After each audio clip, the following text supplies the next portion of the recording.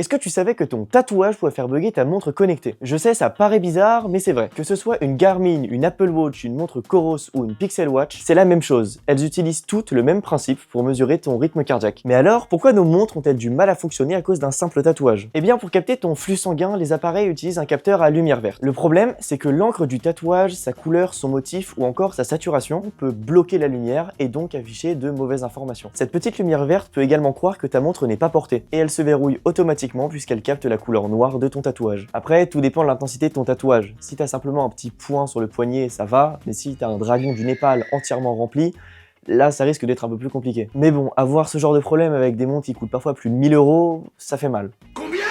Bon, et du coup, comment on peut éviter tous ces problèmes? Partons du principe que tu as ton dragon du Népal sur le bras gauche. Bah, c'est simple, tu vas mettre ta montre sur ton bras droit.